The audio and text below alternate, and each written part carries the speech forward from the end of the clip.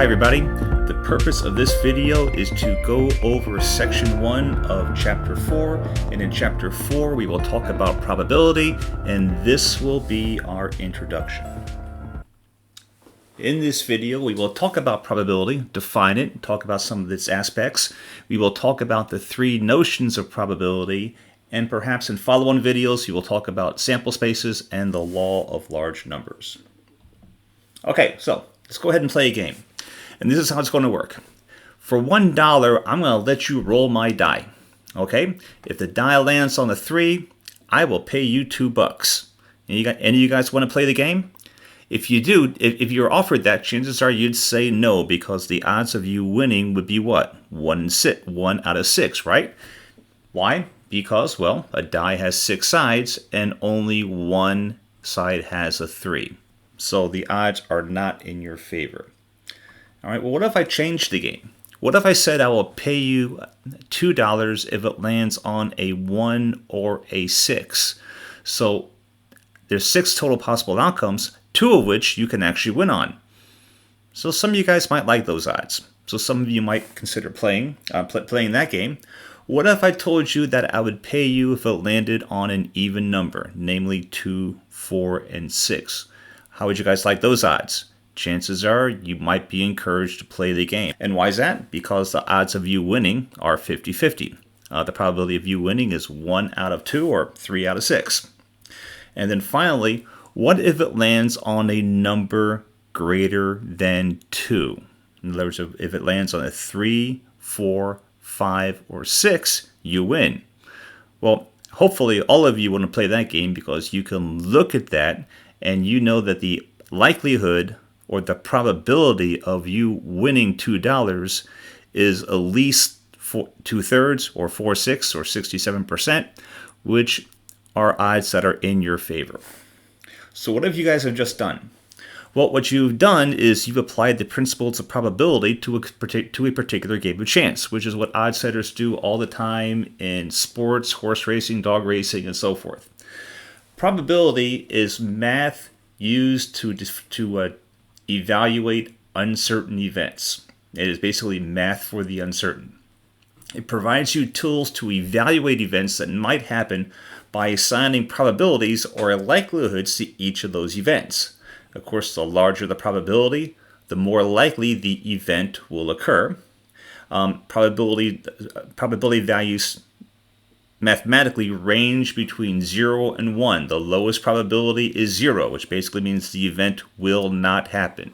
The highest probability is 1, which means that the event is certain to happen. It turns out that if an event has a probability of 1, we would call that the certain event. And if the event has a probability of 0, we would call that the null event. Now, along with the math for the uncertain, we also have definitions for the uncertain. And all aspects of probability are based upon the idea of an experiment. An experiment is an activity that we wish to study. Sometimes the outcome of that experiment is certain. Most of the time, it is not. Okay, for example, tossing a coin or tossing a die. That's an experiment. A trial is a single execution of that experiment.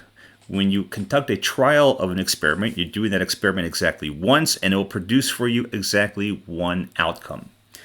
And you guessed it, the outcome is the result of the trial. The third definition we have is sample space. The sample space is the set of all possible outcomes. If you roll a die, as we mentioned before, there are 6 possible outcomes. If you roll 2 dice, sorry, I need to say that correctly, there are 6 squared or 36 possible outcomes. If you roll 3 dice, there are 6 cubed or 216 possible outcomes. Keep that thought in your mind as we continue on in this video. An event, which we will call E, is a set of all desired outcomes. So, in our particular game here, let me see if I can get back there.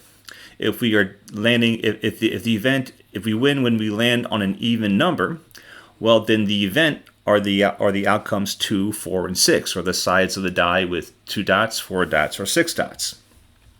Okay, so that is the event. That is the set of all desired outcomes, And n of e is the number of outcomes associated with that event. So if the event is all even dots, the number of outcomes associated with that would be 3. So n would be 3. And then finally, t is the total number of outcomes. In other words, it is the size of the sample space. With that in mind, we can define the probability for an event E as follows. The probability of E, the probability of this event occurring, is going to be equal to the number of outcomes associated with that event, or the number of outcomes or the number of members in that set associated with the event, divided by the total number of possible outcomes. Notice that this value can never ever get any higher than t. Therefore, this number can never exceed 1. It can also never be less than 0. Now, also notice that this is basically the relative frequency context of probability. There are a couple of other contexts which are beyond the scope of this course, but this is the one that we're going to be working with here. And as I mentioned before, if the probability of an event is equal to 0, that event will not happen. We call that a null event. If the probability of the event is equal to 1, that event will happen, and we call that a certain event. And of course, the larger the probability, the more likely the event will occur. And this brings us to our first example. Suppose we toss a die and observe the side facing up. What are the set of possible outcomes? There they are. It could be this, this, this, this, or this, or this. Or more specifically, 1, 2, 3, 4, 5, 6. Notice there are 6 possible outcomes.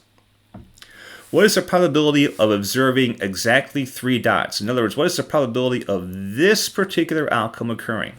Well, notice we have a total of 6 outcomes, but the total number of outcomes with only 3 dots is 1. So the probability happens to be 1/6. Okay, we have a few more things here. What is the probability of observing an odd number of dots? Well, if we go back to our sample space here, there are only 1, 2, 3 outcomes that have odd dots. So the total number of possible outcomes is 3. Therefore, the probability is going to be n divided by t, which is 3/6, which can be reduced to 1/2. And then finally, what is the probability of observing 2 or more dots? Well, notice once again, the number of outcomes associated with that are 1, or 2, 3, 4, 5, and 6. Those are 5 possible outcomes. And therefore, went too far. So 5 possible outcomes, and the probability of observing 2 or more dots will be 5 n5 divided by the size of the sample space, which happens to be 6, or 5/6. Now, as I mentioned, there are 3 notions of probability. And the first one is kind of interesting, but it is used quite a bit, particularly as a initial hypothesis, and that is subjective probability. And I like to think of that as a sudden, wild, and I like to think of that as a swag, a scientific, wild, you know what that word is, guess. It's an educated guess. You're given a situation, you're given an experiment, you take a look at it, you analytically evaluate it or use some other technique, and then you make a guess as to what the probability of each outcome might be. The other one, which you will spend a fair amount of time on, is experimental or empirical probability. This is where you actually conduct an experiment a repeated number of times, and you use the outcome of those repeated trials to actually calculate or estimate the probabilities. And it turns out that the more you repeat the trials, the more accurate your estimates will become, and that is a consequence of a property called the law of large numbers.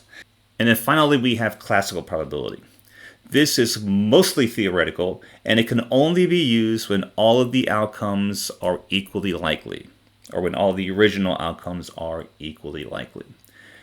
And before we conclude this video, let's go on and do one example associated with empirical probability. So let's take a look at this example, empirical probability.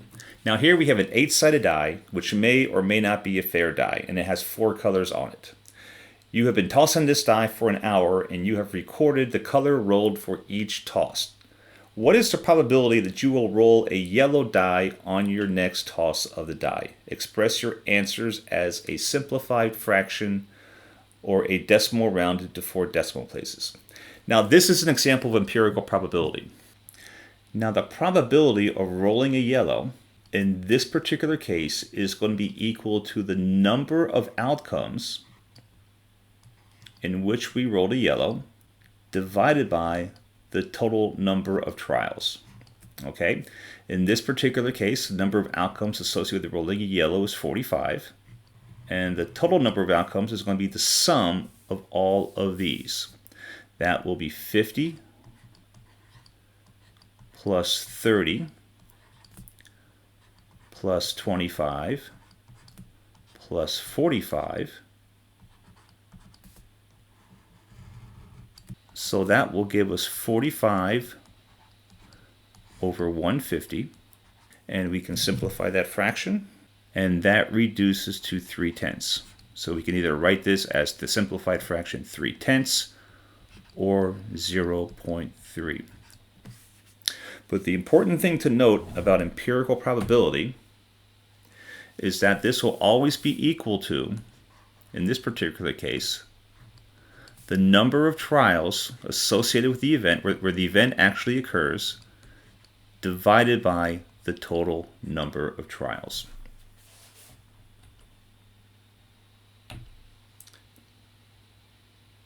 Okay, suppose that we toss a pair of die and observe the sun. The first question is, what are the equally likely number of outcomes? Now, some people might think that the likely outcomes are going to be 2 through 12, because that's what you would, those are the numbers that you would get if you actually rolled the dice. The only problem is that that was not the case, because those outcomes are not equally likely. You're more likely to roll a 6 than you are to roll a 2. There's only one way to roll a 2. There's about 6 ways to roll a 6. This right here is the table of all equally likely outcomes. And notice that for the outcomes to be equally likely, you have to consider each pair of dice. Okay? So this table describes your sample space. How many outcomes are there? Well, there's 36. 6 times 6 gives you 36, and that's the number of equally likely outcomes we have. What else do we have here? What is the probability of rolling a 5? Now, the probability of rolling a 5, and this right here is classical probability, is going to be equal to the number of ways that you can actually get a 5 divided by the total number of possible outcomes. Well, we've already mentioned that we already showed that the total number of possible outcomes is 36. How many ways can you roll a 5? Well, here's one way right here. 4 and a 1, a 3 and a 2, a 2 and a 3, or a 1 and a 4. The order of the value of each particular die does matter. So there are 1, 2, 3, 4 outcomes associated with the event of rolling a sum of 5. So that will be 4 divided by 36. And as a fraction, this conveniently reduces to 1/9.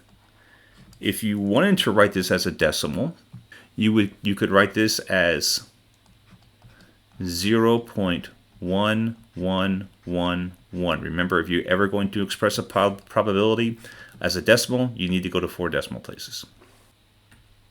Oh, and I actually wrote over what I had to put on here. Okay, so what is the probability of rolling a 3? Well, once again, the probability of rolling a 3 is going to be the number of outcomes associated with rolling a 3 divided by the total number of outcomes. We've already determined that the total number of outcomes is 36. Okay, and how many ways can we roll a 3? Well, we can roll either a 2 or a 1, or a 1 or a 2. There are only 2. And this would reduce to 1/18. Or as a decimal, we can write this as 0.0556. Okay, and that is all that I'm going to do for this particular video. Keep on for a follow-on video where we will work on a few more examples and also talk about sample spaces. And until then, this is Bob Boyle, signing off.